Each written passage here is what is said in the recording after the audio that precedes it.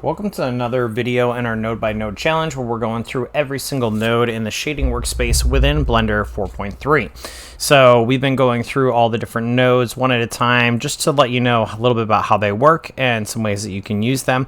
I'm by no means an expert, so take everything with a grain of salt. I'm going to try to explain it the best I can and hopefully be able to compile the information and put it in one location so you can access any of the information about any of the nodes through my channel.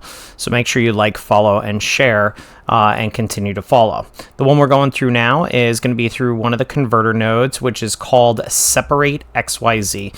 So we had talked before about Combine XYZ. Now we're going to talk about Separate XYZ. And they kind of go hand in hand because a lot of times you use both of them in the same texture that you're building.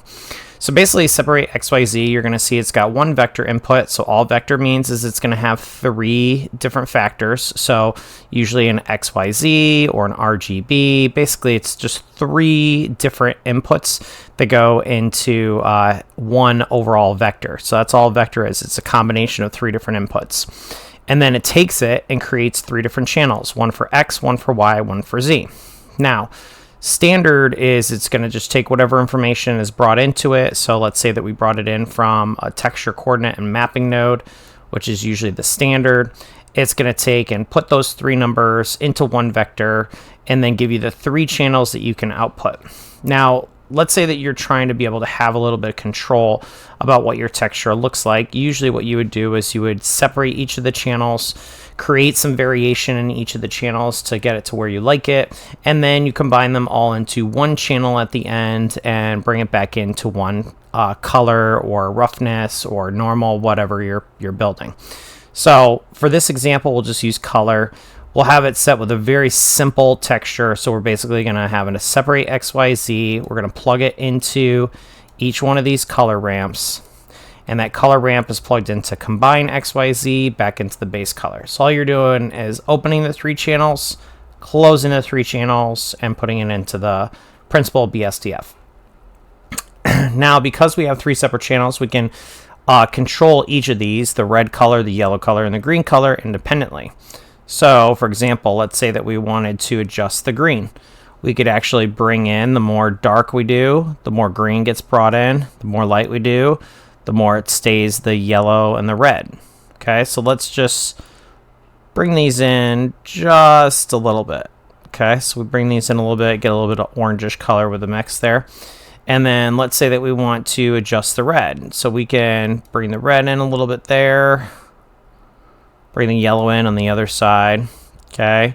And then for the color ramp for this last one, what we can do is, this is the Z, so you notice that there's really not a whole lot of movement on this when you move these colors around, but if you invert them, you're gonna see it's gonna invert the overall color. So it gives you an idea that the Z is gonna have more of an impact on reversing and doing the opposite colors on the color wheel. Okay, because green is going to change to teal, red's going to change to purple, and then you have yellow is going to be almost a whitish color. So all that's doing is switching it. So we'll just leave that as is for this. So really all you're doing is changing these different colors around, and then you can change, especially if you have a mapping node, you can change things like the location of where it's at. You can change the rotation of it, depending on where you want it to be in the image. You can change the scale of it. So you can do all of that independently because they're three separate channels, and then they're coming into one, going back to three, and then coming back to one. So that's really all it's going to do, is it's just going to give you some variation to each of these channels. And usually X corresponds to the channel that's going to have the green on here. The Y is going to correspond to this reddish color, and then the last one is going to be the overall, like if you want to invert it. So hopefully this helps you a little bit, gives you an idea. You can use this with full-on textures. It's not just for colors. It's not just for a super simple basic structure like this. It's really anytime you want to separate one vector into three separate channels and be able to create three different textures, you can do this.